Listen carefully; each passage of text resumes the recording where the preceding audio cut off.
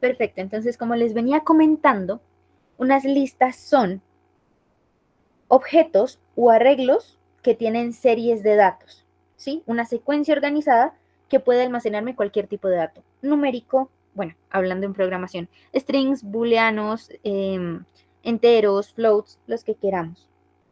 Y son secuencias que pueden mutar. Podemos cambiarles el orden, podemos añadir o podemos quitar elementos. Por ejemplo, digamos que yo voy a asignar los precios. Entonces, quiero decir, hacer una lista con los precios de los últimos 7 días del dólar. Entonces, para yo asignar una lista, le doy el nombre a mi lista, que voy a llamar precios, y van a ser con los corchetes cuadrados. Rapidito, ¿a cómo ha estado el histórico del dólar?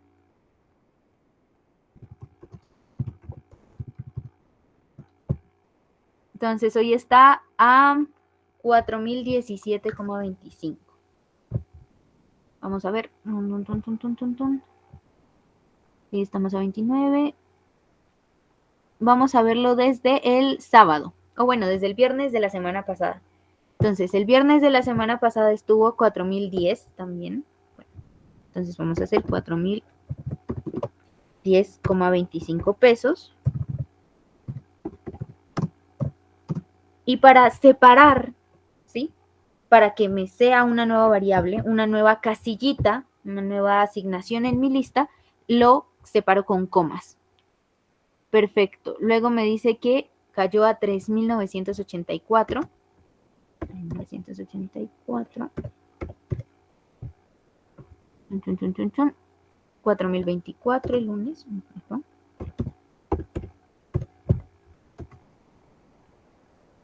4.053.37.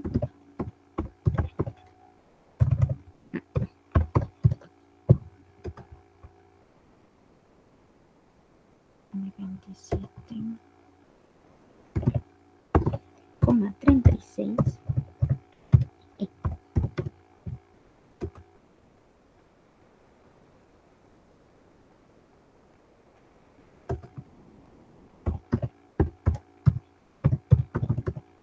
Y finalmente hoy dijimos que estaba a 4.017.25.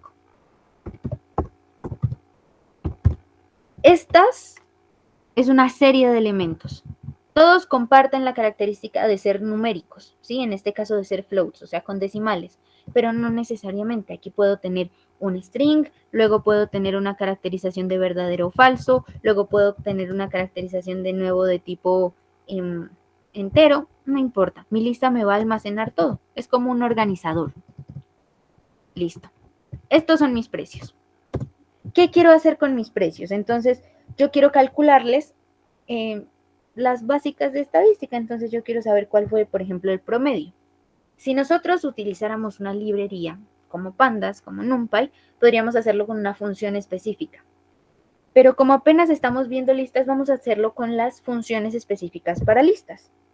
Entonces, yo voy a decir,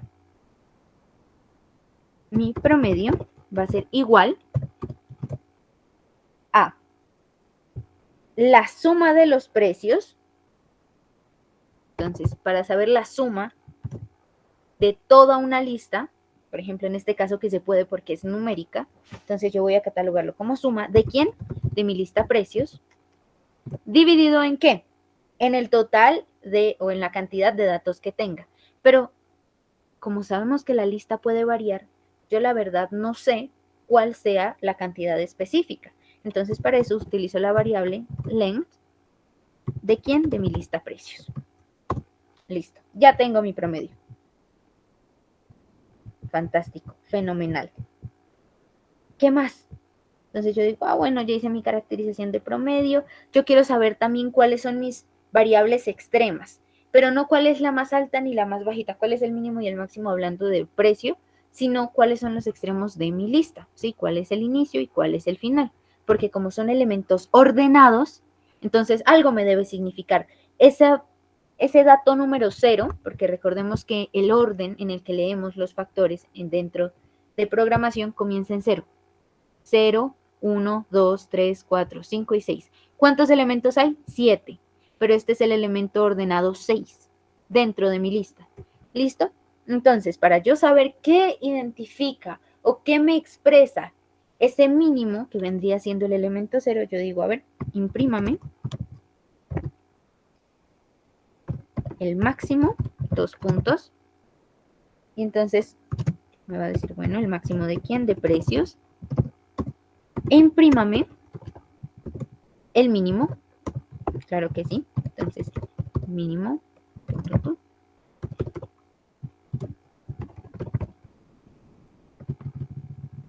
listo. Entonces, recordemos, ha sido un pequeño recorderis para los que de pronto se nos unen el día de hoy. Entonces, yo tendría dos maneras para utilizar el print. La primera es que todo lo que está en texto lo llevo entre comillas. Si quiero poner una variable, por ejemplo, en este caso, usando la función máximo, entonces pongo una coma y si quiero volver a escribir otro pedazo de texto, pondría otra coma. Pero hay otra forma, que es con el F. Entonces, el F lo que me permite hacer a mí es que yo, con una sola instrucción y en una sola línea sin necesidad de comas, pueda tener mis variables almacenadas. Estas dos nos van a dar exactamente lo mismo, que quiere decir, me van a dar un texto y luego lo que resulte de una variable. Veamos. Que no se nos vaya a crecer como la otra vez. Ay, alguien nos escribe. ¿Alguien podría ser tan amable de enviar al grupo de economía el link de Google Meet? Aparentemente hay compañeros que de pronto se inscribieron hace poquito que todavía como que no los he agregado porque no me han pasado la actualizada, entonces les agradecería si alguien les manda el link. Bueno, ¿qué pasó aquí? Entonces solo nos imprimió el máximo y el mínimo. ¿Por qué? ¿Por qué no le dijimos que imprimiera el promedio? Exacto, entonces lo único que hizo él fue acumular el promedio, pero no me imprimió nada, entonces digámosle print. ¿Qué queremos que imprima? Promedio. Listo. Ah, listo, entonces ahora sí me dice, el promedio es este, pero no sé yo, pero a mí no me gustaría que me den tantos decimales, me gustaría de pronto que me lo redondee, que me diga, vea, su promedio es este, entonces vamos a hacer así un bonito print. Pim, pim, pim, pim. Promedio, 2 puntos. Listo. ¿Cómo era para redondear? Era como 3.f, algo así. Claro, entonces la coma y yo digo acá punto, ¿cuántas cifras decimales quiero? 2. Pongámosle 2, 2F. Esto me indica cuántas cifras decimales quiero que me den mi... Oh.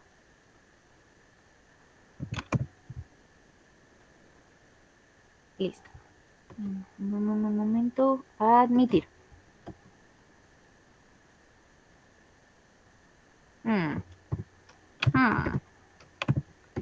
De pronto no se le inicialice. No me está dejando.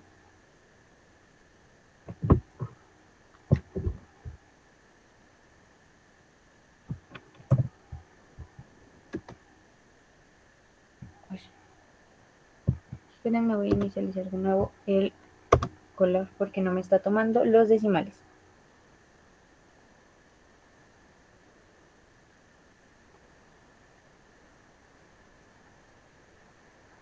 Veamos.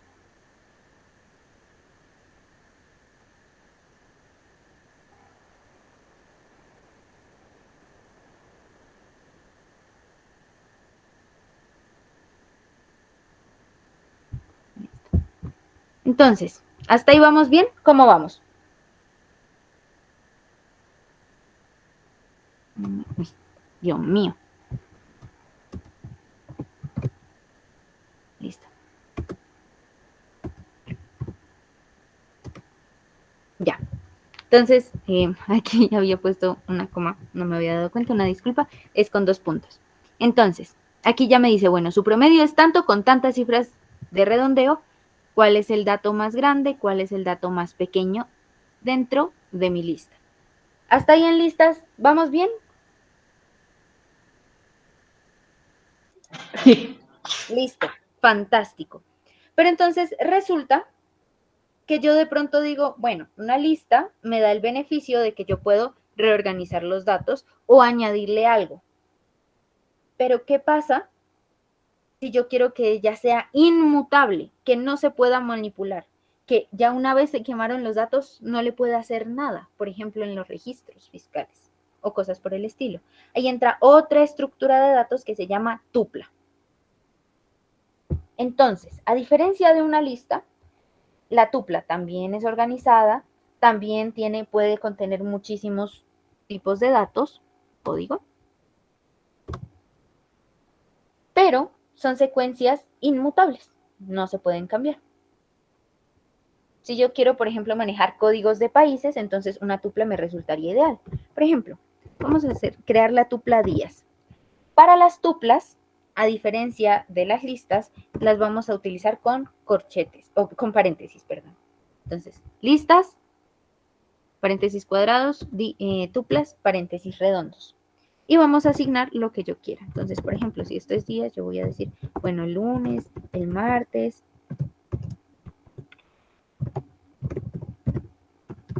Listo. Ahí tengo mi tupla días, 3 primeros días de la semana. Fenomenal. Y entonces, cuando yo digo días, me va a crear una tupla que va a tener esas asignaciones inmutables. Por ejemplo, si yo quiero decirle que me imprima uno a uno, o sea, que me vaya recorriendo uno a uno de esos daticos aquí, ya sea en tuplas o listas, ¿qué tendría que usar?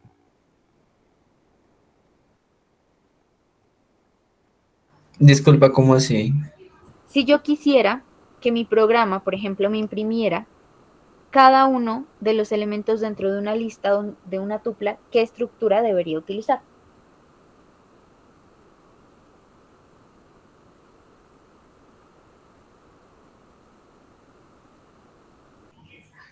Ahí no sería el while, creo que es. Bueno, entonces rememoremos, recordemos. Yo tendría dos opciones. La primera, un ciclo while, como menciona el compañero, y la segunda, un ciclo for. Diferencias, recuérdenme así, rapidito. ¿Qué distingue un while de un for?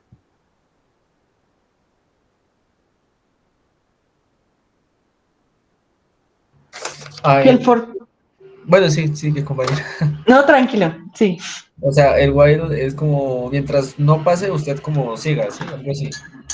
Ajá. ¿Y el for? Bueno, ese sí no tengo tan definido, de pronto la compañera. Es pues cuando hay un ciclo, pero tenemos como el control del rango, tenemos el rango definido, ¿no? Ujú.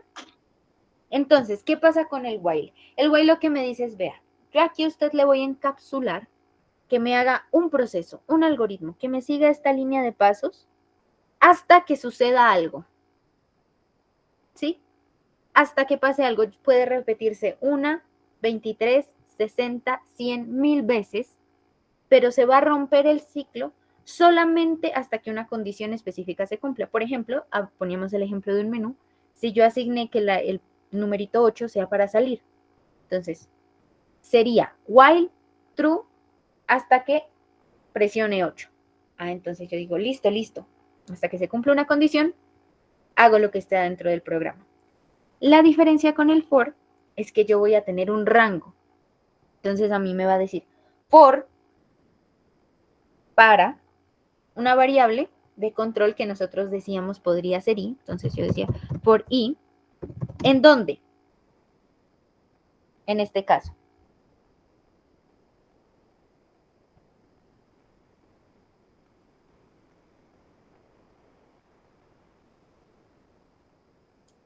En los días. Sí, for i in días, pero yo podría hacer dos cosas porque recordemos que es un rango. Entonces es un rango desde 1 hasta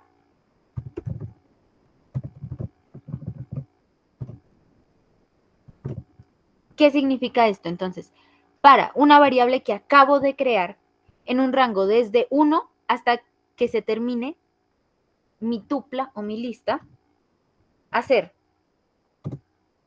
Y voy a hacer algo. ¿Listo? Ese sería. Por ejemplo, veámoslo con las listas. Digamos que yo quiero calcular el porcentaje de retorno diario, ¿sí? O básicamente cuánto se modificó en porcentaje del día 1 al día 2 al día 3, Listo. Entonces yo digo, bueno, yo ya tengo mi lista donde están mis precios, perfecto. Ahora, ¿qué proceso tendría que hacer yo para calcular ese retorno en porcentaje?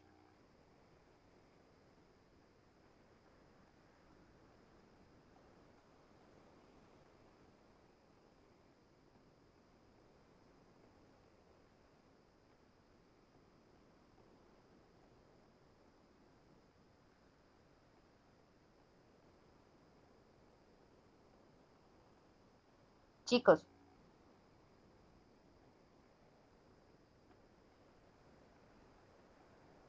¿me fui? No, aquí sigo. Sí, sigo. ¿Aló? ¿Me escuchan?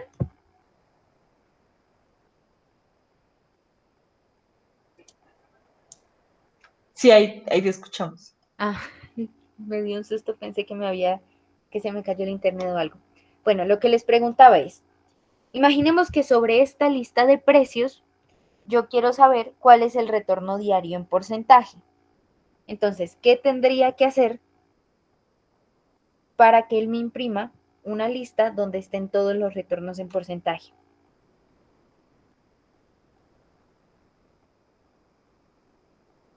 Listo, entonces vamos a ver. Yo sé que ya tengo mi lista asignada con los precios. Entonces yo sé que tengo que recorrer esa lista un hito por un hito para poder hacer algo. Entonces, como tengo que recorrer una lista, bueno, voy a usar un for.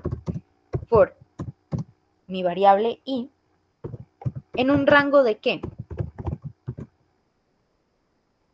Desde 1, que vamos a contar pues desde mi primer precio, hasta, como vimos acá, len quiere decir cuánto hay dentro de mi lista o dentro de mi tupla. Entonces, por la totalidad de mi lista, como dijimos que se llamaba mi lista, precios. Len. Listo. Vamos. Entonces, ¿qué pasa para él? Yo voy a crear una variable a la que voy a llamar R. ¿Quién va a ser R? El porcentaje de retorno. ¿Cómo calculo el porcentaje de retorno?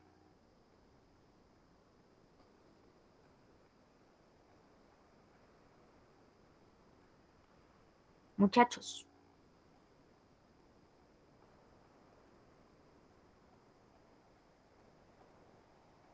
Bueno, entonces sería algo así como la diferencia, el delta del precio sobre el precio del día. Entonces, el precio, y aquí vamos a ver algo muy importante. Cuando yo tengo mi lista, yo puedo buscar espacios específicos, asignaciones específicas de esa lista para utilizarlas. Si es como si yo buscara, por ejemplo, en un Excel una casilla específica que tiene un dato específico que me interesa. Entonces, en este caso, no es uno, sino cada uno de ellos. Y como estoy en un for, entonces va a ser el del i. Precios. ¿Cómo así, profe? Entonces, esta i lo que va a hacer es venir a mi lista precios y empezar uno por uno. Listo. Primero voy a utilizar este. Bueno, luego voy a recorrer este. Bueno, todo lo que esté separado por comas, él lo va a almacenar. Esa va a ser la de i. Sí, eso es lo que me hace el contador i. Pero i va a tener un valor muy específico. Entonces va a decir, bueno, cuando i sea 1, i sea 2, i sea 3, ¿hasta cuándo? Hasta cuando se acabe la lista. Eso es lo que me dice esta primera línea de código. Entonces, cuando yo digo el precio de i, quiere decir el precio de la lectura que estoy haciendo en ese preciso instante. Entonces, ¿por qué dijimos 1? Profe, pero tú habías dicho que las listas iniciaban en 0, Pues claro, Si yo voy a hacer un delta, yo necesito un valor final, un valor inicial dividido sobre el valor final, ¿sí? Entonces, no tendría sentido iniciar con este porque no hay valor anterior. Entonces, yo iniciaría desde la posición 1. Entonces, el precio 1, bueno, 0,1, el programa diría, voy a seleccionar este dato de aquí. ¿Qué hago con ese dato? Lo voy a restar a, en mi lista precios, y menos 1. 1 menos 1, 0. Bueno, a este le resto este. Eso es lo que me está diciendo aquí. Al i, que inicia en 1, le resto el i, 1 menos 1, 0. Le resto este. Perfecto. Menos, dividido, ¿en quién? Bueno, en el precio del día. Entonces, sería en mi lista precios, la posición i, que sabemos que comienza en 1. Cuando el contador avance, entonces va a ser 2. ¿Sí o no? Y así sucesivamente. Y ahora, pero yo quiero porcentaje. Bueno, por 100. Listo. Y ya tengo mi R. ¿Quién es mi R? El porcentaje de retorno diario. Y entonces ahora vamos a ver algo muy interesante. Si yo digo, bueno, nosotros en unos ejercicios pasados utilizábamos el for para hacer como acumuladores, ¿no? Entonces que el total de meses, entonces íbamos a inicializar el contador en 0 y luego adentro del for lo poníamos con el más igual para que se vaya sumando consigo mismo. Bueno, entonces aquí debo de hacer algo parecido, pero yo tengo que almacenar cada dato, y como tengo que almacenar cada dato, en vez de inicializar un contador, lo que yo inicializo es una lista. Entonces yo voy a llamarla retornos. ¿Y cómo se inicializa? Simplemente voy a poner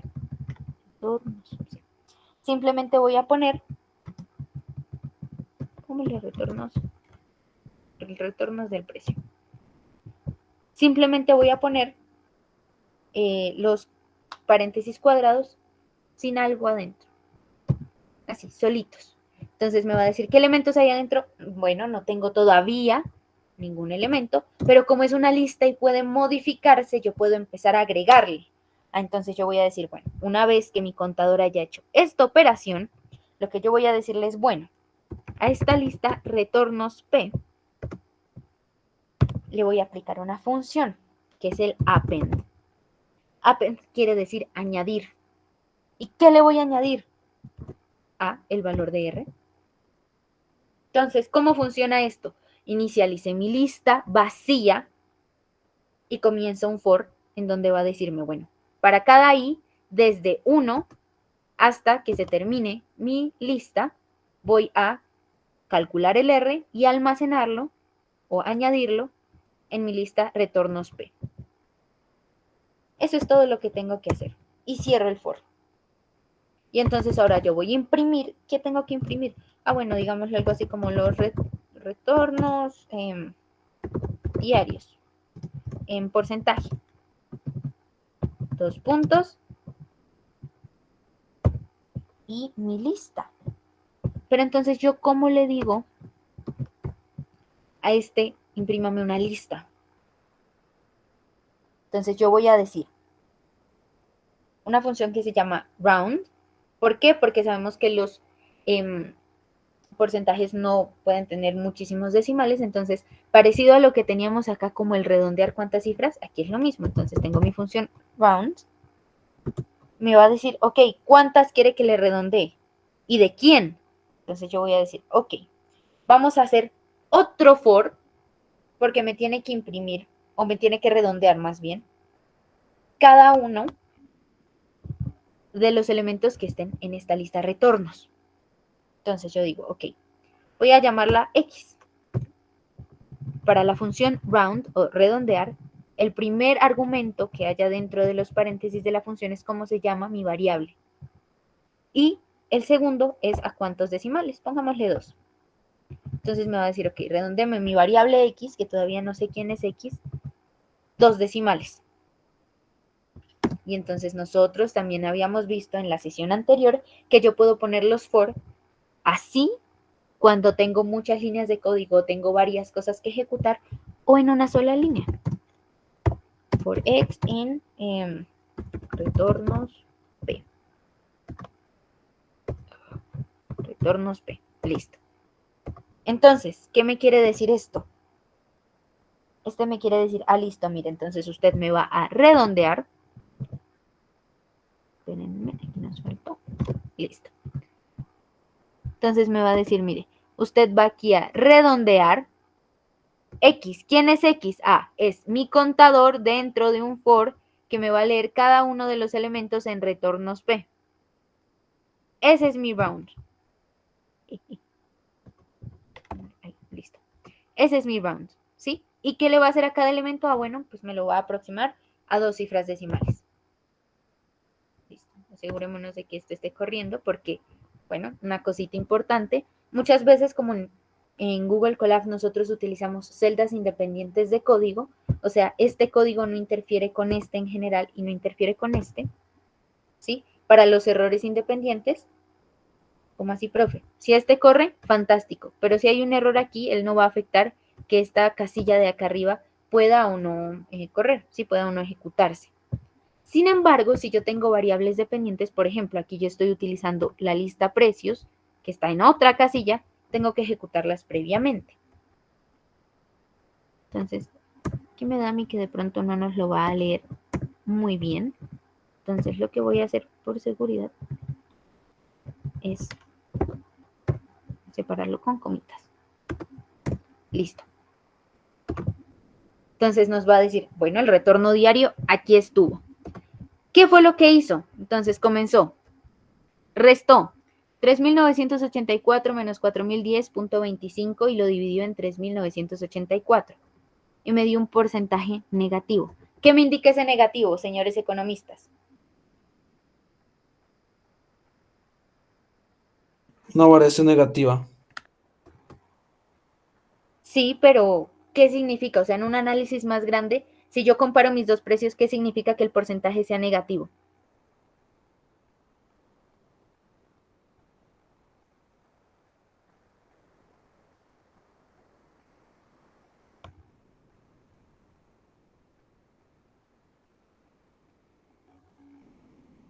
Muchachos, ¿qué podría significar? Desde lo que nosotros conozcamos, ¿qué puede significar? Que si yo estoy comparando el precio del dólar en este día versus el de este día, el porcentaje de retorno diario haya sido negativo. Que el dólar bajó. Que el dólar bajó. En cuanto en porcentaje, o sea, una proporción, una tasa, listo, en el 0.66%. Y cuando está positivo, pues que subió. Eso me indica. Listo, fantástico.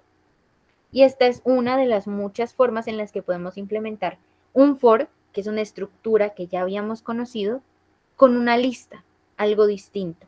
¿Por qué? Porque ya cuando entremos a trabajar con bases de datos, con data frames, con datasets, se manejan de una forma muy similar, porque yo voy a buscar registros específicos dentro de mi base de datos. ¿Sí? Aquí lo estaríamos practicando, digámoslo, a pequeña escala. ¿Dudas, preguntas, inquietudes hasta el momento?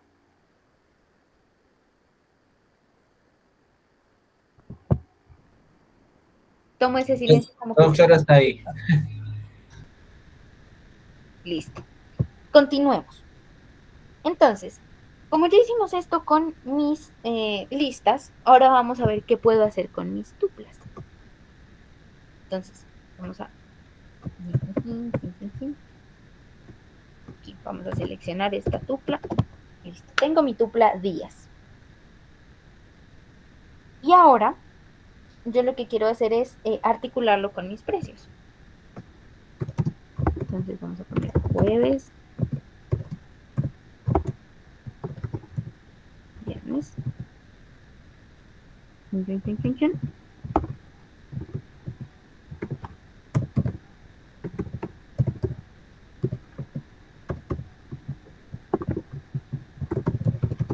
listo. Entonces aquí ya tengo mis días de la semana y voy a tener mis precios. Si es como una relación entre ellos dos. Listo. Tengo una tupla y una lista. Fantástico. Entonces yo lo que voy a hacer ahora es un for doble. ¿Cuál es el fin? Que yo voy a tener dos llamadas colecciones. Una colección es cualquier array, en español arreglo de datos. Eso es una colección, entonces esta es mi colección de precios, esta es mi colección de días. Entonces es como si fuera una llave, ¿sí? Y una característica. Entonces, en el día sábado, este fue el precio. En el día domingo, este fue el precio. En el día lunes, listo. Entonces, yo quiero que me lea cada uno y me imprima el día y su precio respectivo, teniendo esas dos cosas. Entonces, lo que yo voy a hacer, recordemos, si me están diciendo que tengo que leer dato por dato en un arreglo o en una, ¿cómo dijimos que se llamaban? Colección, porque colección también puede ser cualquier dato registrado en un archivo CSS, por ejemplo. Digo, CSV, por ejemplo, o en un Excel o cosas por el estilo. Entonces, si yo quiero leer uno por uno de un archivo, uno por uno de una colección, ¿qué tengo que utilizar? For. Pero aquí, como tengo una colección doble, yo tengo que leer dos cositas al mismo tiempo para relacionarlas, ¿sí? Dos espacios de almacenamiento de mis listas o tuplas para relacionarlas. Entonces, esto es lo que se llama un for compuesto. Quiere decir que yo voy a tener, en vez de una sola variable, que dijimos que el hilo que hacía era venir acá y dependiendo del rango que me daban, empezar a leer, ahora voy a hacer dos, porque D va a leer en días y P va a leer en precios. ¿Sí o no? Listo. ¿Qué hago con ellos entonces? For mis variables, ¿en dónde? Aquí vamos a utilizar una función que se llama zip. Zip lo que hace es emparejar dos colecciones, ¿sí? Lo que nosotros, por ejemplo, llamamos archivos zip, que es que uno comprime los archivos o varios archivos, varias colecciones de información, las almaceno en una sola colección grandecita. Eso mismo que hace el zip es lo que hace esta función. Entonces, en zip, ¿de quién? Ah, bueno, de algo que llame días, que es mi tupla, con algo que llame precios, que es mi lista. ¿Y qué tengo que hacer? Ah, bueno, para cada una de ellas simplemente voy a imprimir el día, que sería el D, asignado a mi primer argumento de zip. Dos puntos, el precio. Bueno, bonito y barato este código. Entonces, recordemos, de nuevo, rebobinemos, corramos esto. Entonces aquí me asigna 0 con 0, 1 con 1, 2 con 2, 3, Rebobinemos, tengo mis dos colecciones de datos, voy a hacer un for doble. El primer contador se va a relacionar con el primer argumento de mi zip, el segundo contador con el segundo argumento de mi zip, y simplemente los imprimo. Y listo. Eso es un doble contador. ¿Con qué? Trabajando con listas y tuplas. Hasta ahí, ¿cómo vamos? Bien. ¿Dudas de este último ejercicio? No. Listo. Pero entonces hacer esto, o sea, tener una tupla y una lista así separadas, y querer hacer esto de acá, yo digo que debe ser como engorroso si uno ya tiene muchísimas cosas. Y además para organizarlo, si yo tengo una lista con una tupla, esto se puede modificar, y entonces yo digo, no, se me perdió un registro. Muchas cosas pueden pasar. Y como eso sucede, entonces se crearon una estructura distinta a las listas y las tuplas, que se llaman diccionarios. ¿Qué es un diccionario? Así, por ejemplo, que uno en el colegio le decían, vaya y consulta en el diccionario la definición de tal cosa. ¿Qué es un diccionario?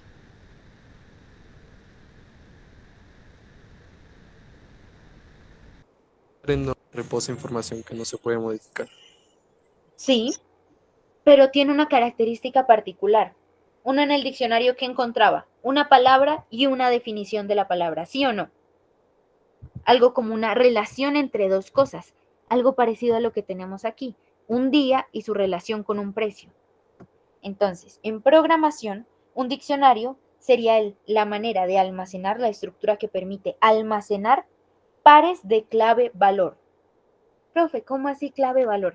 clave quiere decir una palabra, normalmente es un string, al que yo le voy a asociar una característica. Eso es un par clave valor. Por ejemplo, aquí mi par clave valor sería sábado 4010.25. Mi clave es el día y el valor el precio. Eso vendría siendo un diccionario.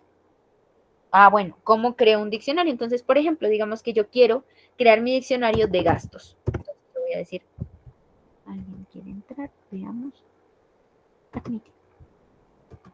Entonces, digamos que yo quiero crear mi diccionario gastos. ¿De qué? Vamos a decir los gastos del hogar, ¿sí? Gastos básicos. Entonces, yo defino el nombre de mi diccionario y ahora, para abrir, va a ser con las llaves o los corcheticos. ¿Listo? Entonces, recordemos, cada uno de mis estructuras de datos tiene una particularidad. Listas con las corchetes o bueno, paréntesis cuadrados. Tuplas, paréntesis redondos. Y diccionarios con mis llaves. ¿Y cómo asigno el par valor? Ah, listo. Entonces, normalmente dijimos que es un string, entonces yo voy a decir, bueno, alimentos. Le voy a asignar su valor con un 2 puntos. Yo voy a decir que me gasto 500.000. Para efectos de el ejercicio vamos a evitar los últimos 3 ceros. ¿Listo? Me gasté 500.000 en esta semana en alimentación. Listo. Coma. Con coma separo un clave valor de otro clave valor. Entonces, ahora, transporte. Listo. Entonces, digamos que en transporte, 100.000. Coma. ¿Qué más? En educación. Educación. Digamos que tocó comprar materiales para la universidad o materiales para el trabajo. Alguna cosa. Me gasté 300.000. Porque estamos en semana de proyectos. Listo. Este fue mi diccionario. ¿Cuántas entradas o cuántos, digamos, espacios tiene o cuántos elementos tiene ese diccionario?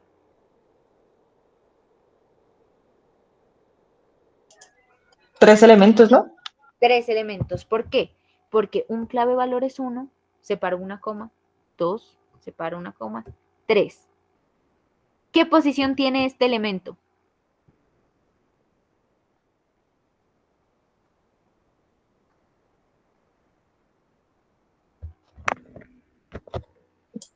La posición 1. La posición 1, muy bien. Recordemos, empiezo a contar mis elementos desde el 0, entonces este sería la posición 0, posición 1 y posición 2. Fantástico. Ahora, ¿qué puedo hacer con mis diccionarios?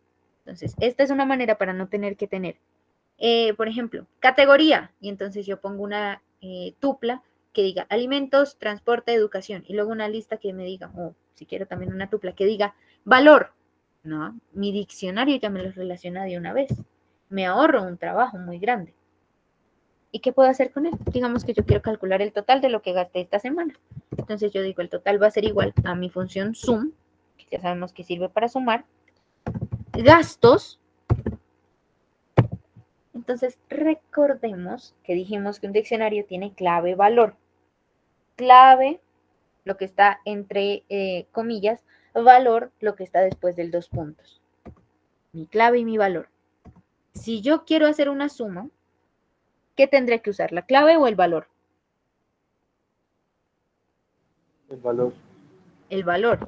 Entonces, values. Siempre que ustedes vean en programación que tengo un nombre, lo que sea, seguido por un punto, eso indica que yo estoy llamando una función. Ahorita vamos a ver qué es una función. Es un elemento reservado que me permite hacer operaciones repetitivas sin necesidad de yo programarlas. Por ejemplo, Python ya de por sí, para el manejo de listas, de tuplas y de diccionarios, tiene cosas como el sum, el length, el punto append, el punto value, que son funciones. Entonces él me dice, bueno, la función value, ¿a quién se la tengo que hacer? Ah, bueno, a gastos. Entonces, sume todos los valores que estén en ese diccionario. Y ahora yo voy a decir, bueno, yo quiero que usted me diga cuántos, bueno, cuál es el porcentaje, ¿sí?, del valor total, o cuánto es el porcentaje que gasté de cada una de mis categorías con respecto a mi valor total de gastos. Entonces yo digo, bueno, si yo quiero que me imprima, en alimentos corresponde, no sé, al 55%, transporte corresponde al tanto por ciento, educación al tanto por ciento, yo estoy pasando uno por uno de mis registros. ¿Qué estructura debo utilizar? ¿Qué bucle debo utilizar?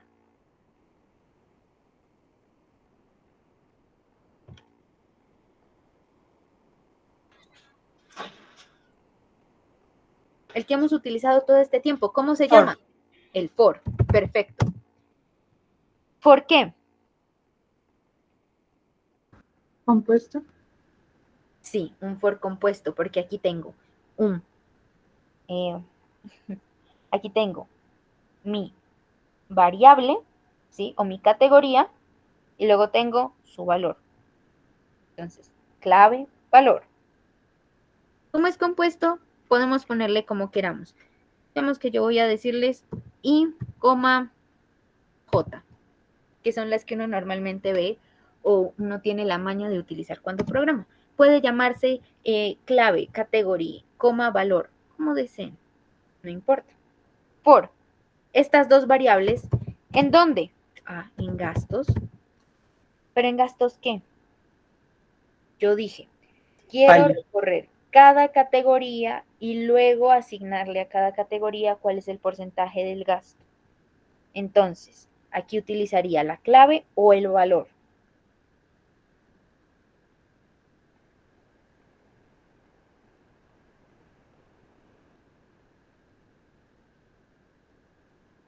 Esta es mi categoría, este es mi gasto. Tengo que utilizar aquí la clave o el valor.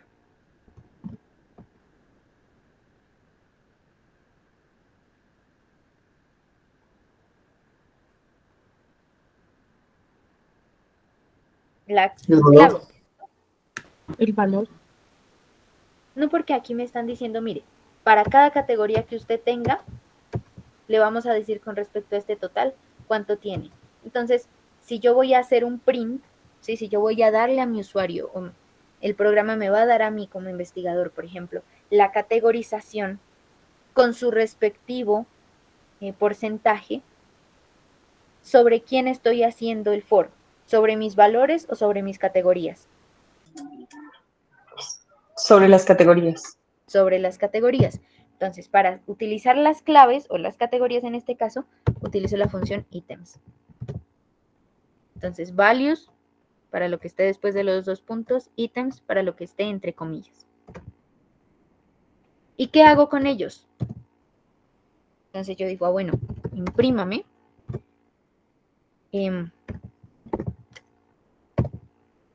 Como voy a hacer un recorrido por aquí, entonces yo quiero que me imprima el I, sí, que es el primero que hace el recorrido.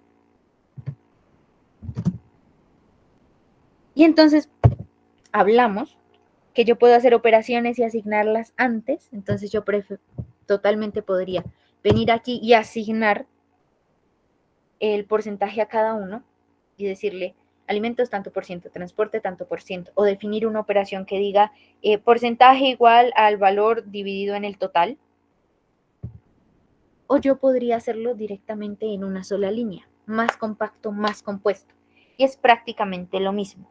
Entonces yo voy a decir, bueno, mi J dividido en lo que yo llamé total, ese sería mi porcentaje, ¿sí o no? O bueno, este dividido en este, multiplicado por 100, sería en nuestro caso. Esto sería mi porcentaje.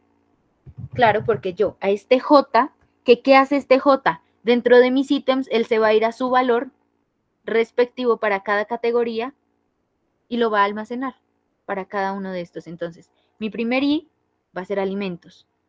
Entonces, llega y me va a escribir alimentos, 2 puntos. Y va a decir quién es J, el valor de alimentos. 500 dividido en este total que ya tengo acá, multiplicado por 100. Ese ya sería mi porcentaje. Y para que esté 2 puntos, vamos a hacer lo de siempre, que es decir cuántas cifras decimales voy a querer. Listo. Por ciento del total. Entonces me dice, alimentos, tanto por ciento del total. Veamos. Entonces me dijo, alimentos, 2 puntos, 55,56% del total. 11,11, 33,33. Fenomenal. ¿Alguien tiene alguna duda de aquí? ¿Es necesario volver a repetir? ¿O quieren añadir algo? ¿Quieren preguntar un qué pasaría si?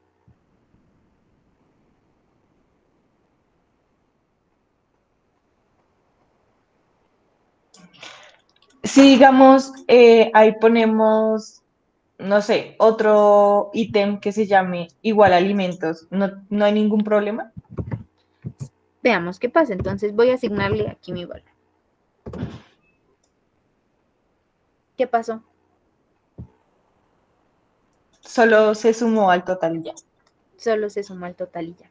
Porque lo toma como si fueran lo mismo. Pero, como esta es la misma clave, se le va a asignar el primer valor que aparezca en mi diccionario. No se van a sumar este 300 y este 500.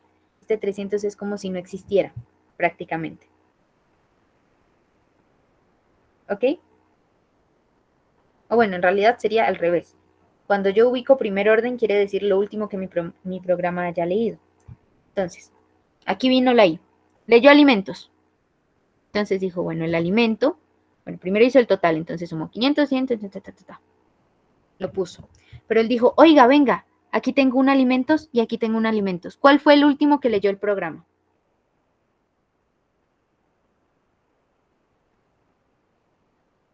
De ellos dos. ¿Este o este?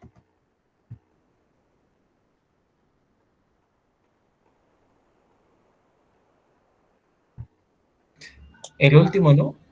El último que leyó mi programa es este de aquí.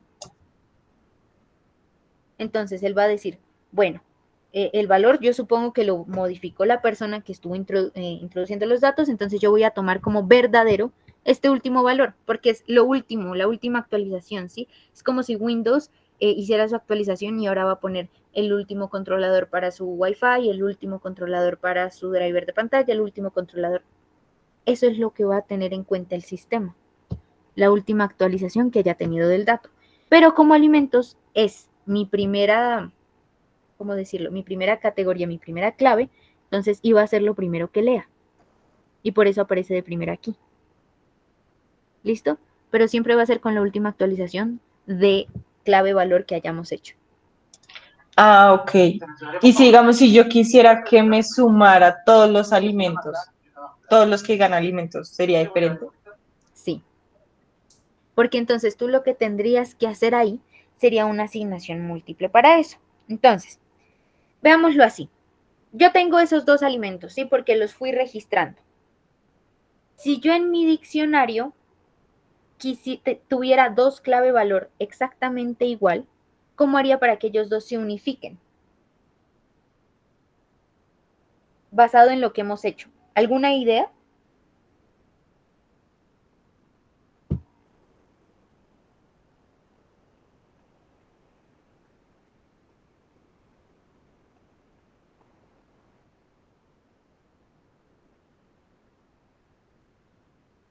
¿O alguna así? Porque ya supimos que si yo tengo las 2 claves, lo que va a hacer es sobreescribirse prácticamente. Entonces, ¿cómo haría yo para solucionar ese problema?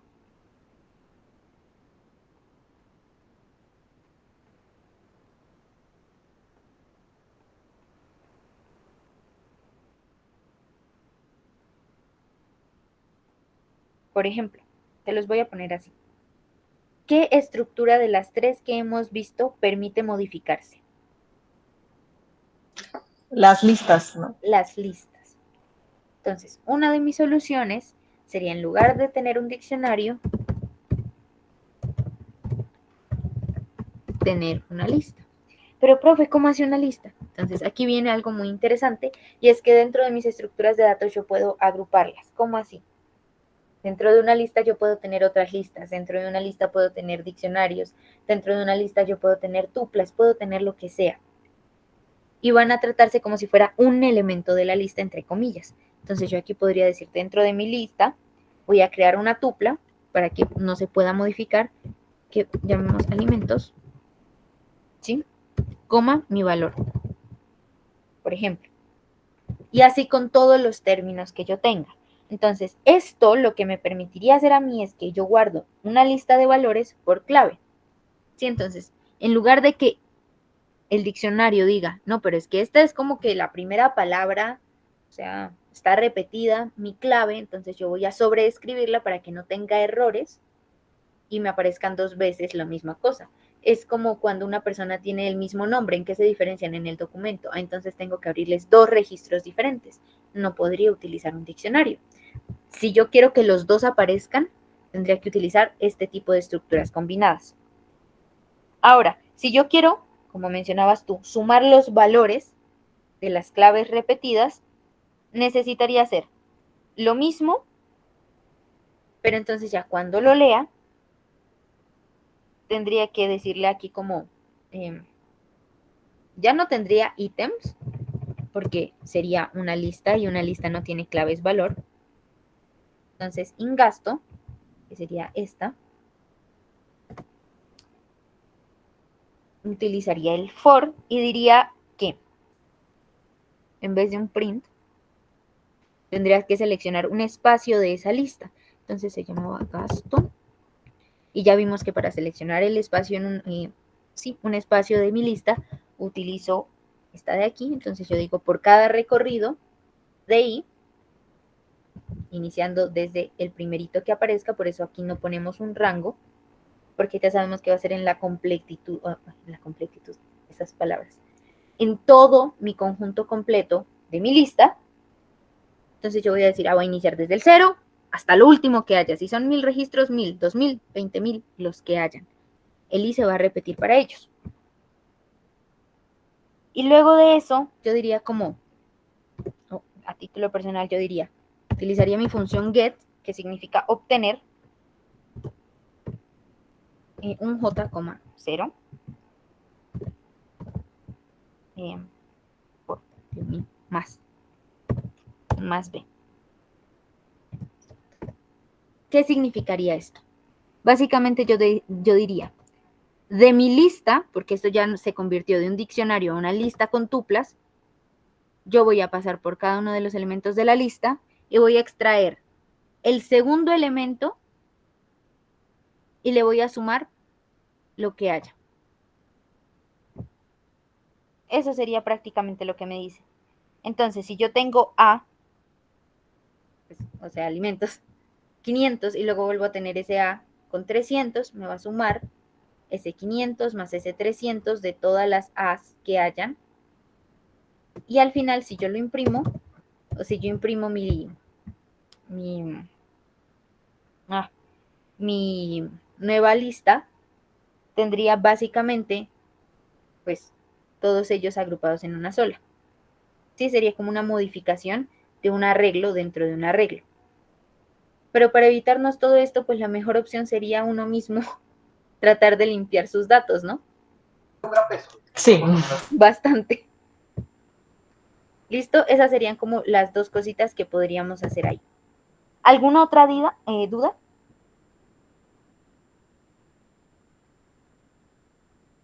¿O algún otro que pasaría?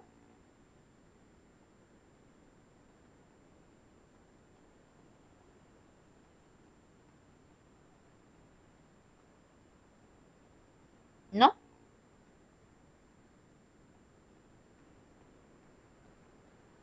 Bueno, entonces, ya vimos que eran las listas, ya vimos que eran las tuplas y los diccionarios. A eso se le llaman estructuras básicas de datos. ¿Listo?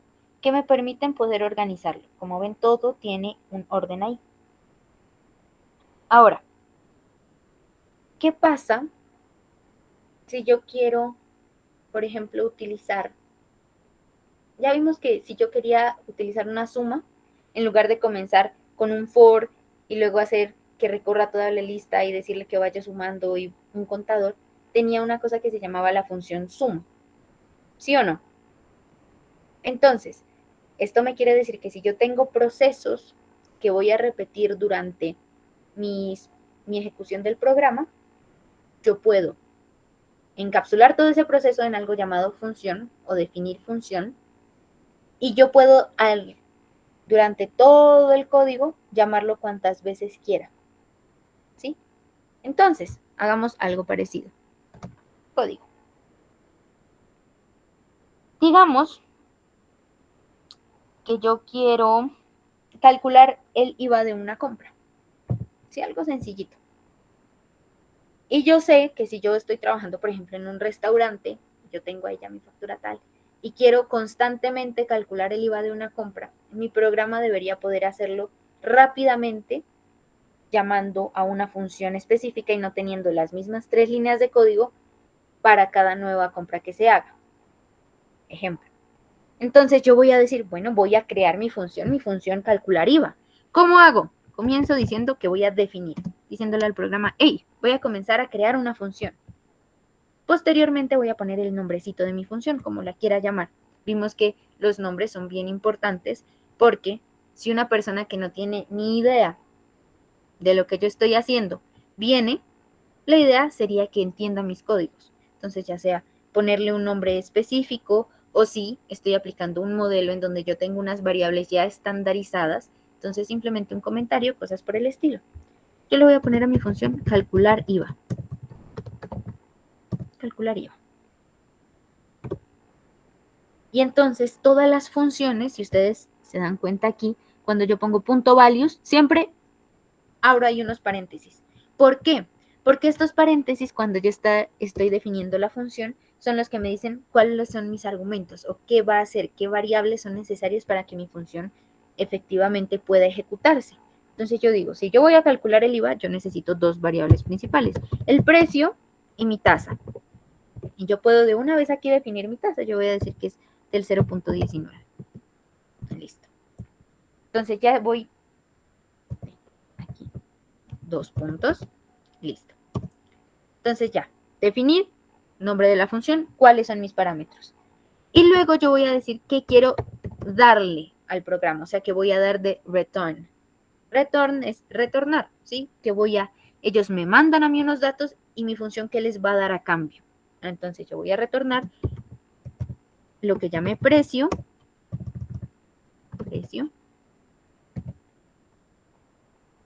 por tasa. Eso sería. Entonces definí precio por tasa y eso sería lo que me devuelve la función. Entonces cuando yo voy a decir print, por ejemplo, llamo a mi función. ¿Cómo se llama la función? Ah, bueno, calcular IVA. Y yo le voy a dar de parámetro 1000. ¿Sí? Ese único parámetro. Si yo le doy un único parámetro, lo que le estoy diciendo a mi función es le estoy dando solo el primer argumento. Pero yo también puedo decir, no, yo quiero volver a asignar mi tasa porque no, el IVA no fue la tasa no fue del 0.19, va a ser del 0.15. Ah, entonces si yo voy a reasignarle algo a mi función, yo digo, listo, voy a llamar a calcular IVA, esto se llama llamar una función, voy a darle el precio, digamos que va a ser 2.500. Coma, esta coma me indica que ahora voy a pasarle a asignar un segundo argumento, ya sea para cambiarlo o para establecerlo. Yo voy a decir, va a ser del 0.15. ¿Cómo la ves? Y listo. Veamos cómo nos fue con nuestra función.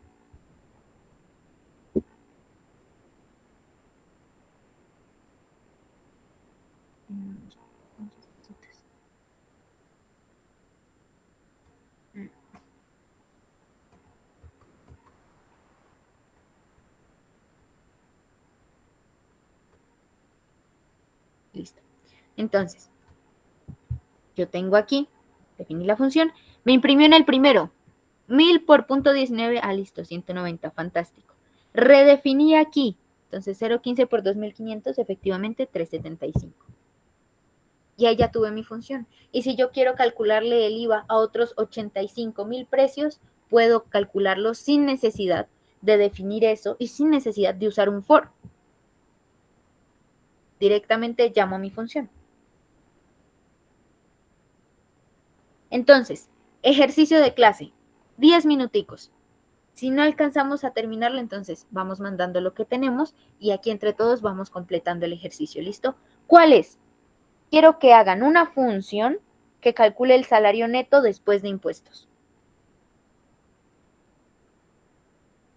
O bueno, les tengo dos opciones. Ustedes díganme cuál quieren hacer. Calcular el salario neto después de impuestos o el pago total de una deuda con interés simple. ¿Qué función quieren hacer?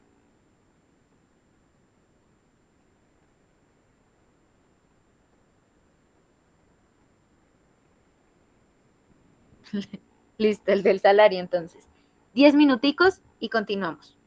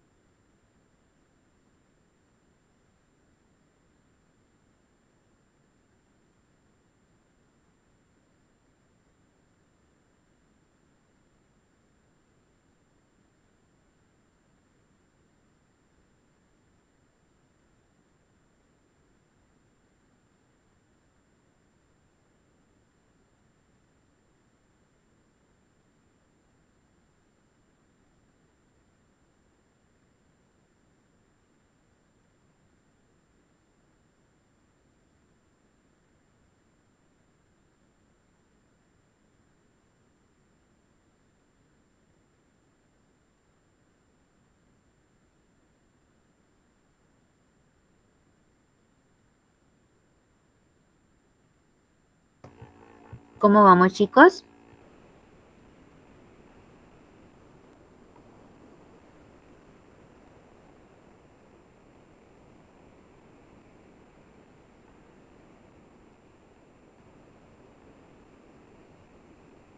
Bien, mal, regular, un poquito perdidos, todo viento en popa. ¿Cómo vamos? Un poquito perdida. Perdida. Listo, ¿en qué?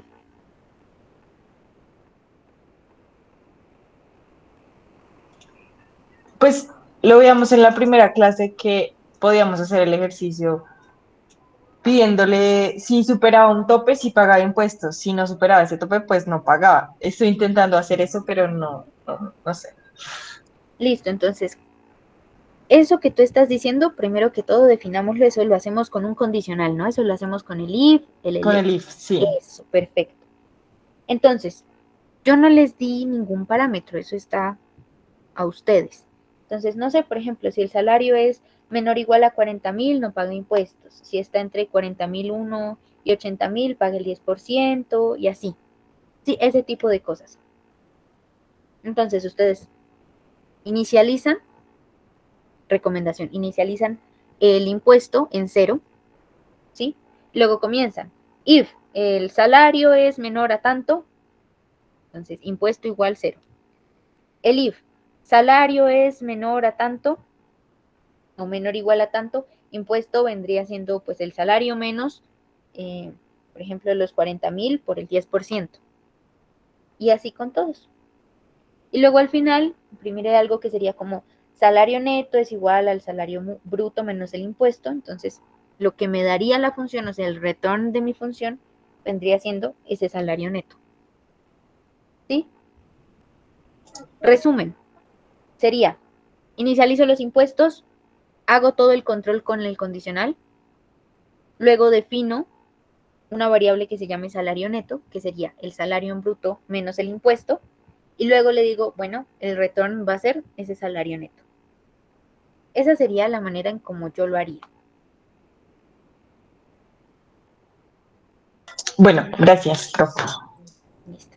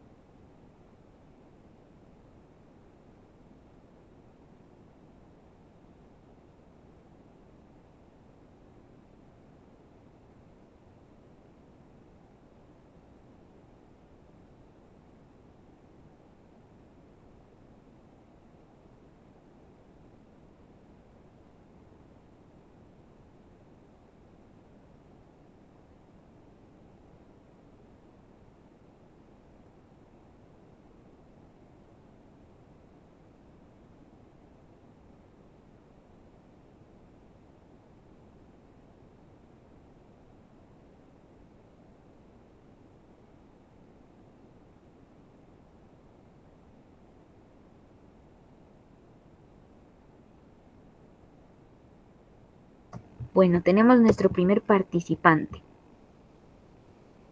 Veamos.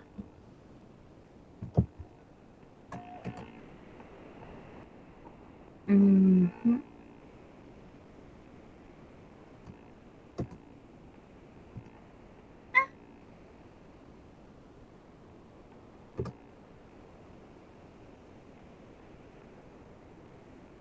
Listo, definir, aquí está.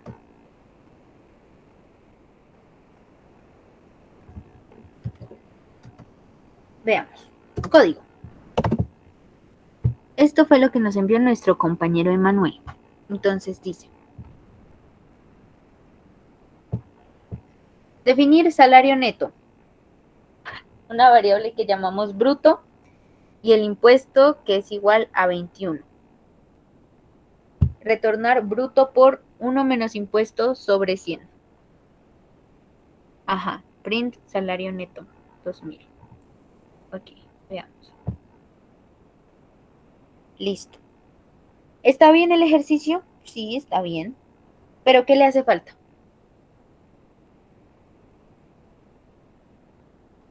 ¿O qué sería más adecuado para este ejercicio?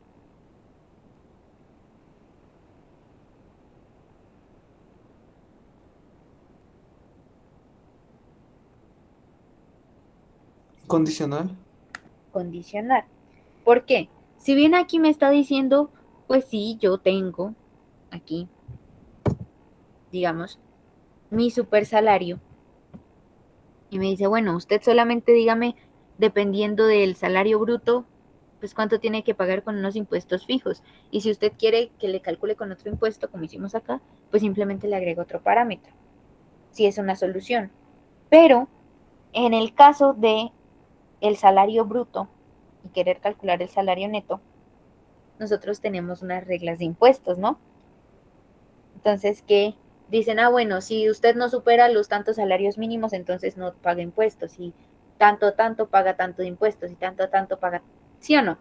Dependiendo de los ingresos, uno tiene un distinto porcentaje de impuestos a pagar, que se traduce en distinta cantidad de dinero que le queda libre a usted. Y eso tenemos que traducirlo nosotros también a nuestras funciones y a nuestra programación. ¿Listo? Entonces, sí, es un muy buen primer acercamiento, pero necesitamos más.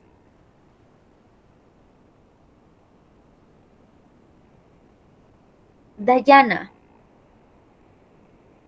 ¿cómo vas con el código? Estoy haciendo un recorderis de la primera clase, porque no me acuerdo muy bien. Listo. Entonces, si quieren, lo hacemos de una vez juntos acá. Sí, por favor. Listo, perfecto.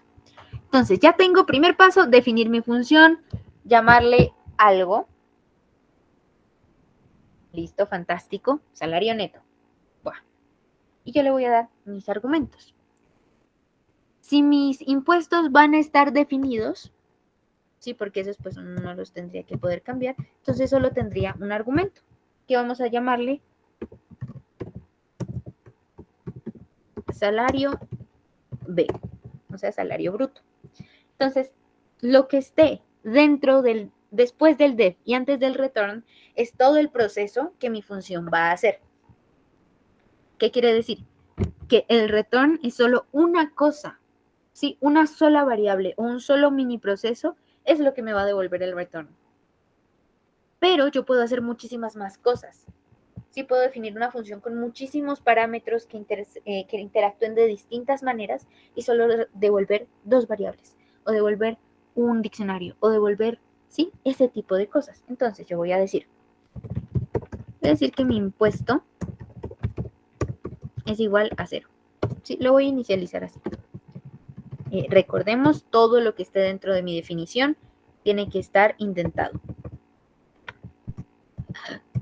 Como acá. Listo. Entonces yo inicialicé mi impuesto. Yo digo, bueno, va a ser 0. Y comienzo con mis condicionales. If. Entonces yo voy a hacer como 3 reglitas, pongámosle. La primera sería, que fue algo que hicimos en la primera clase, que si el salario es menor, digámoslo, vamos a decir que es mi diario, ¿sí? Que si yo me gano menos de 40,000 pesos al día, no pago impuestos. Entonces, regálenme un momentico, chicos, qué pena con ustedes.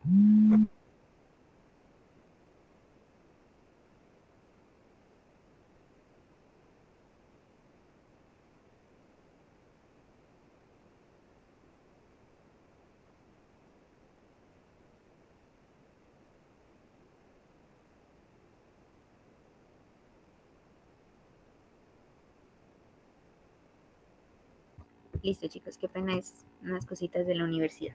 Bueno, entonces, las reglas que yo les iba a comentar es las mismas del primer ejercicio. Si el salario es menor a 40,000, no paga impuestos. Si está entre 40,000 y 80,000, paga el 10% sobre el excedente de los 40,000.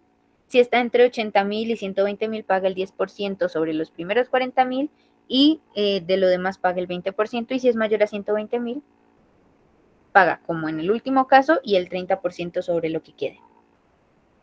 Entonces, teniendo en cuenta esas super reglas, yo diría, bueno, ¿qué me dio mi usuario? Ah, bueno, el salario B. Entonces, if salario B es, dijimos menor o igual, ¿a cuánto? A 40.000. Entonces, ¿qué tengo que hacer? Ah, bueno, el impuesto efectivamente va a ser 0. Ah, ok, fantástico. El if. ¿Qué dijimos que era el if? Si yo tengo otra condición antes de que se acaben todas mis opciones. Ah, bueno, el if, si el salario bruto es menor o igual a 80.000,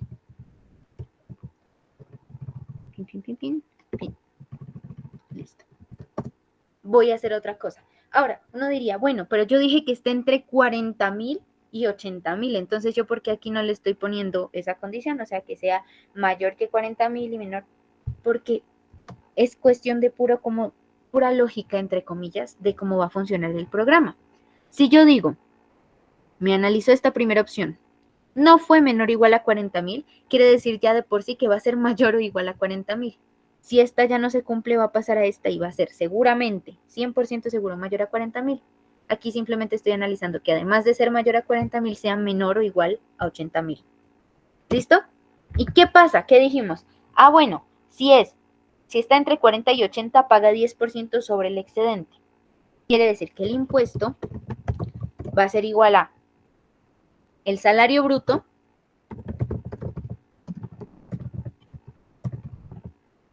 ¿cierto? Menos 40.000, porque ya sabemos que esos 40.000 sí o sí van a tener el 10%, o bueno, el excedente de esos 40.000 va a tener el 10%, que este sería mi excedente, multiplicado por el 0.1, que vendría siendo el 10%.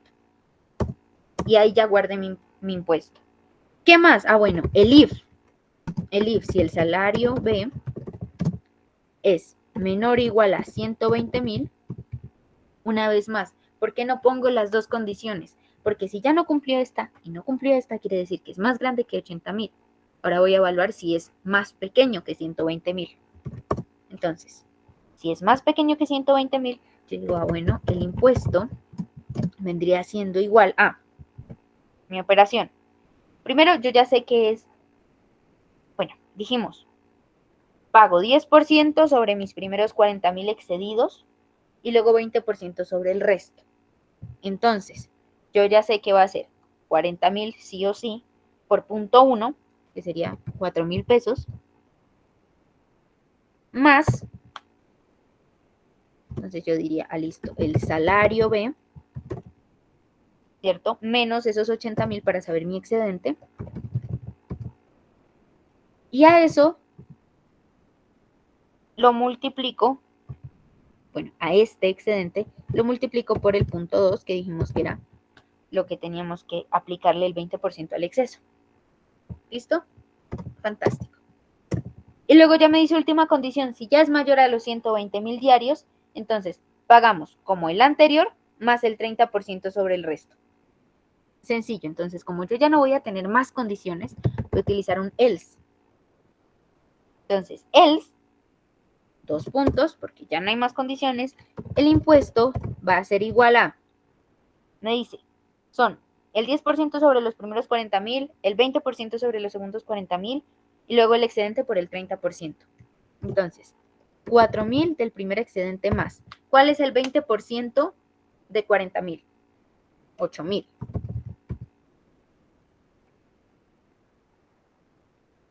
Más, y tenemos exactamente, bueno, muy parecido a este, porque sería el salario B, menos 120.000 para saber cuál es el excedente de ese tope, y a eso lo multiplicamos por el 30%, punto 3. 0.3. Listo. Ya tendría mis else, o bueno, mis condicionales. Ya tengo mis condicionales, entonces ya me dice, bueno, ahora yo, como ya sé ese condicional me sirvió para calcular es el impuesto, cuánto tengo que pagar de impuesto. Entonces el salario neto vendría siendo igual al salario bruto menos el impuesto. Va, genial. Y entonces, ¿qué sería lo que yo voy a retornar o darle a mi programa o dar como salida? Ah, bueno, mi salario neto. Y entonces ya, cuando yo haga, yo digo, bueno, salario B es igual a input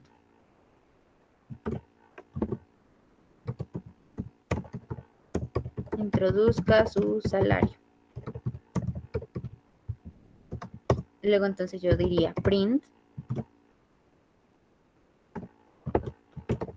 su salario neto estos puntos. Y entonces yo ahí ya llamaría al salario neto de esta función que, ¿cómo fue que llamamos?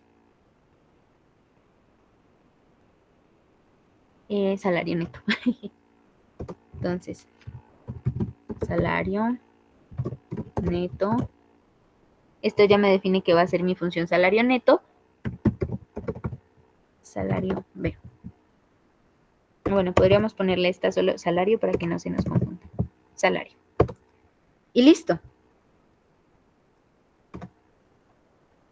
Entonces introduzca su salario. Yo voy a decir que son 35,000 pesos, digamos. Entonces me dice que tuvimos un pequeño error. En pum, pum, pum, pum, pum. Y salario B.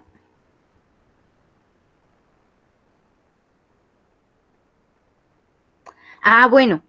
Qué bueno que se presentó este error. Aquí lo que nos faltó es definir que esto tiene que ser, ¿qué tipo de dato? ¿Entero? Entero. No. ¿Y dónde tengo que definir que va a ser entero? En el print input. En el input. Sí, Yo tengo una pregunta ahí. dime, Yo puse eso al principio. ¿Hay algún problema? ¿esto de acá? Sí, todo el salario es igual a input, introduzca su salario. Pues habría un pequeño inconveniente. No habría como tal un problema muy grande si este print va al final. Ah, ok. O sea, si el print va al final, no pasaría nada. ¿Por qué? Porque el print es el que me está llamando a la función. Yo puedo inicializar este donde quiera, obviamente antes del print, pero del resto donde quiera, antes o después de definir mi función. Lo que sí es que cuando yo llame a la función, ella ya tiene que estar definida antes. Ah, listo. Listo, ahora vamos, 35. Claro, porque ¿cómo vas a comparar? Por ejemplo, fresa es menor o igual a 40,000, pues claro, no podemos. Ahora sí, ya, nos funcionó perfecto. ¿Por qué? Porque nuestro salario neto es 35,000 porque es menor a 40,000, luego nuestro impuesto es 0. ¿Hasta ahí qué tal?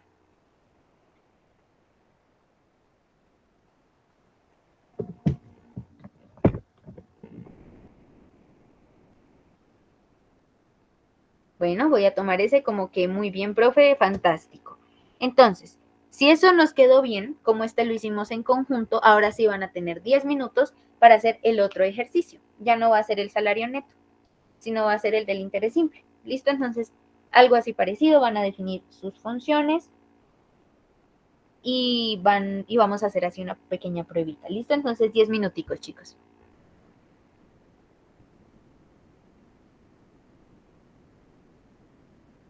Profe, ¿el ejercicio era la cantidad de interés que se debe pagar por una deuda o cómo era? Ajá. Es la cantidad de interés que debo pagar con una deuda con interés simple.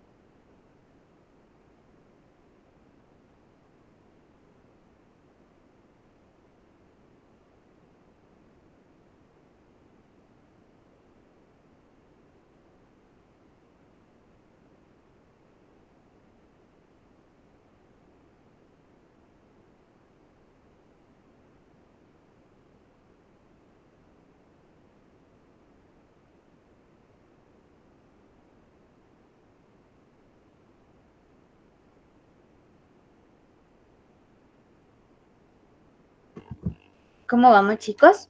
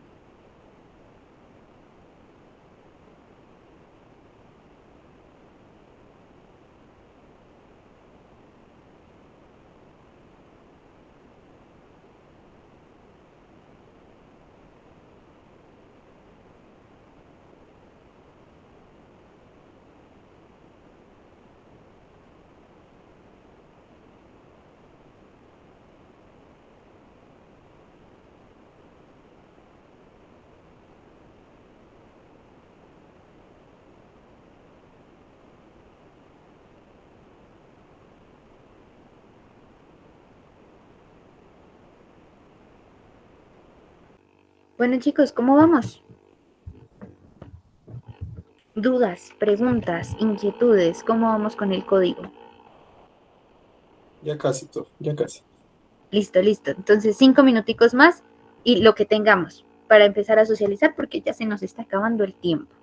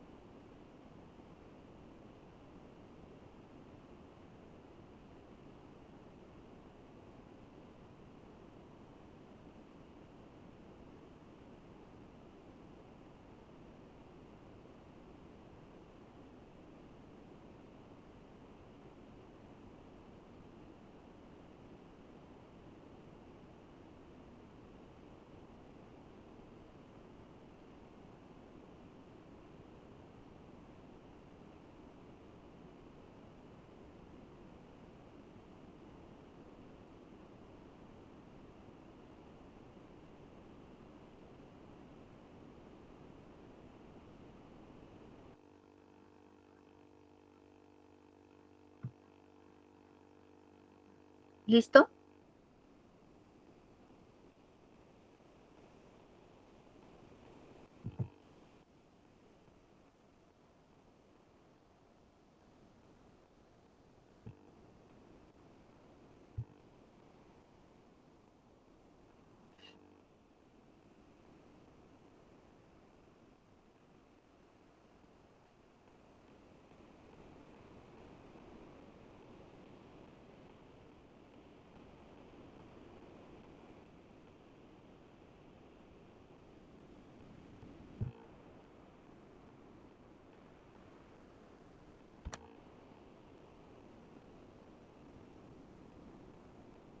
Bueno, chicos, ¿alguien le gustaría compartir el código que lleva hasta ahorita?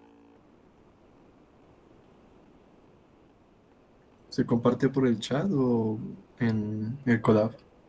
Por el chat. O si quieres de una vez en el collab, de una vez en el collab.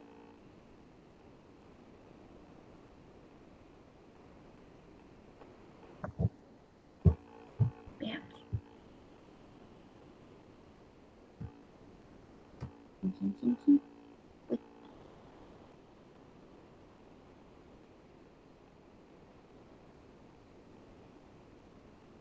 Uy. Listo.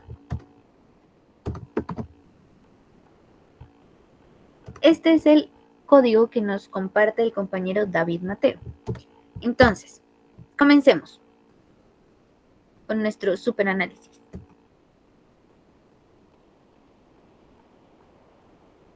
No puedo quitar esto. Interrumpiendo mi sesión.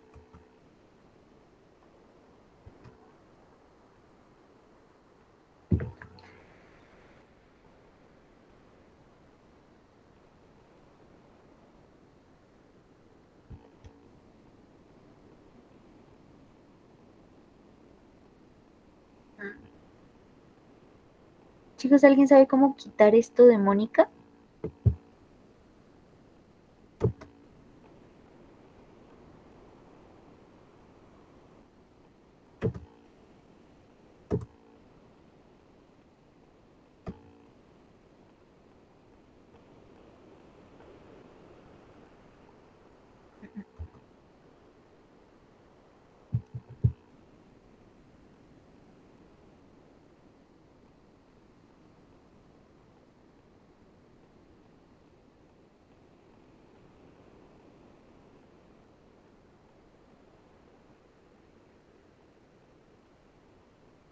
¿Aló, me escuchan?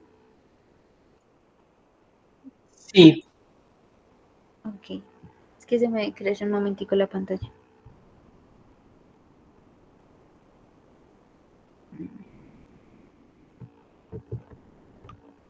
No sé si tú ves todo en blanco, pero nosotros vemos todo en blanco. Sí, es que se creció la pantallita del Google Colab. Y eso que estoy conectada a Ethernet.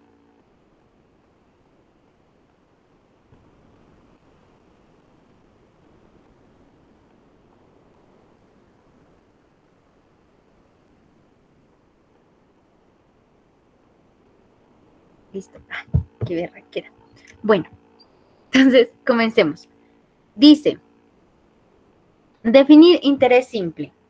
Entonces, para el interés simple, definió las tres de siempre. El monto del préstamo, o sea, nuestro capital, nuestro interés anual y el tiempo. Y en return nos dice monto por el interés anual por el tiempo.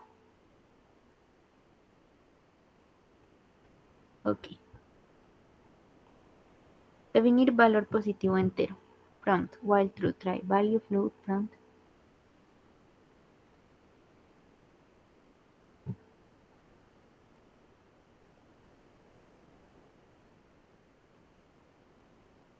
Oh, ok.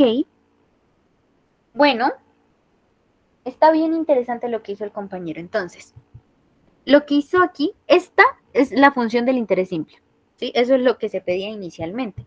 Pero entonces él dijo, claro, si yo pido monto, o sea, si pido dinero, si pido el interés, si pido el tiempo, todo tiene que ser positivo. Entonces él cogió y dijo, bueno, vamos a definir otra función en donde voy a hacer, con un try except, que todos los valores que mi usuario dé sean positivos y sean enteros.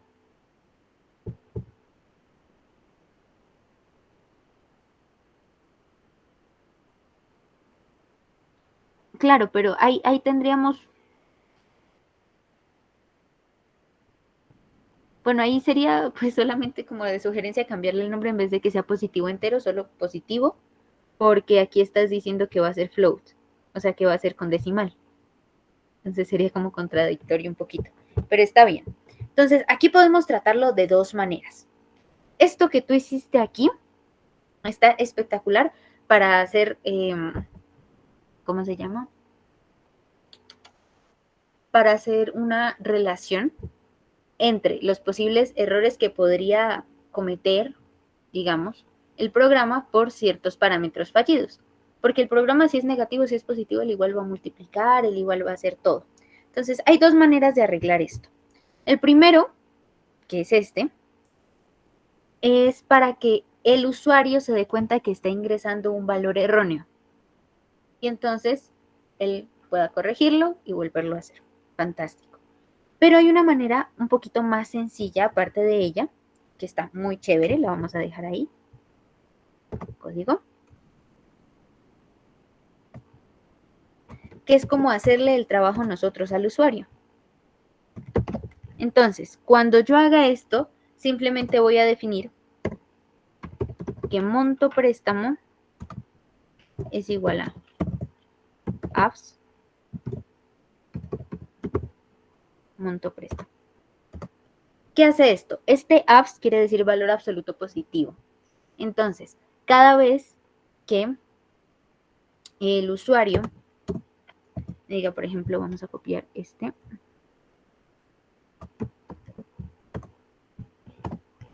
Entonces,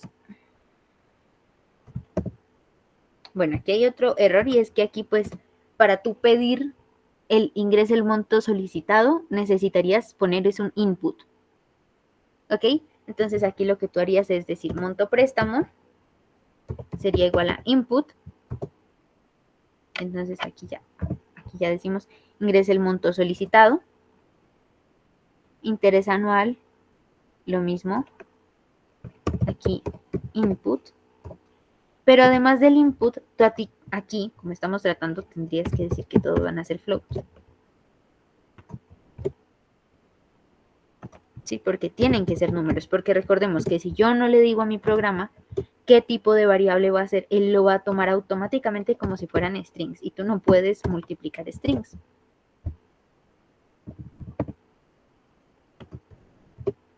Listo.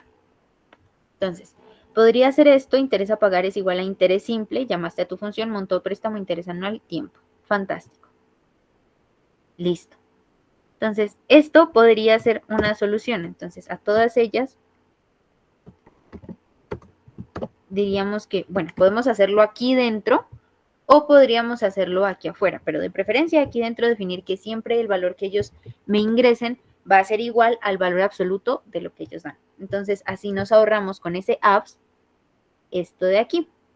La única diferencia es que tú no le harías saber al usuario que le ingresó mal el dato. Entonces, ya dependiendo de la preferencia de desarrollo, tienes esta función muy bien argumentada, muy sólida, y esta otra.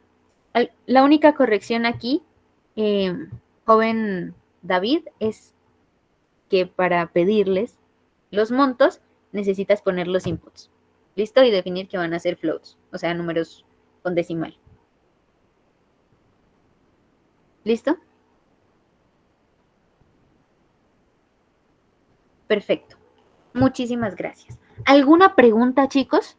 Que ustedes digan, uy, el compañero, vea todo lo que se puso a hacer. ¿Alguna duda? Muy bonito ejercicio, la verdad. De cualquiera de estos dos. ¿Alguna pregunta, alguna duda, algún comentario o algo extra que les gustaría añadir? De, profe, mire, se podría hacer también esto. ¿Alguna cosita?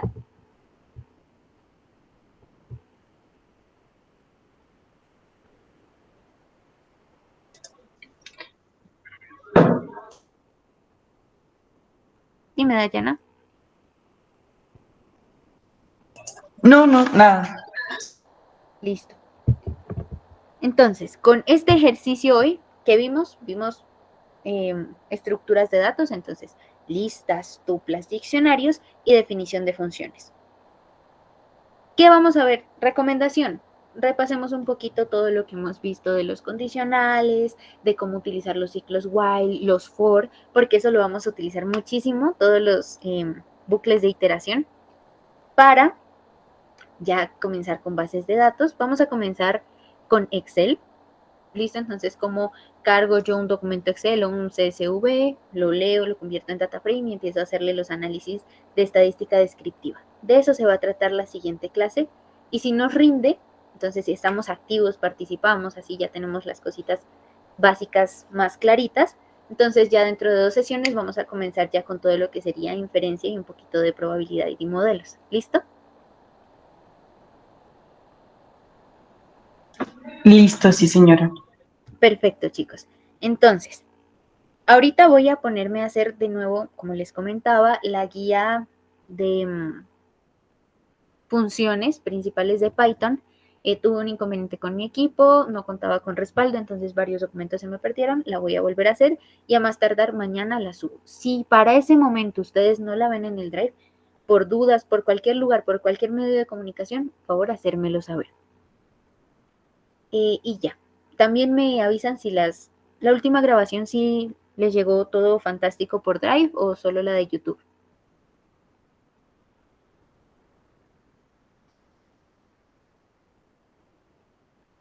Bueno,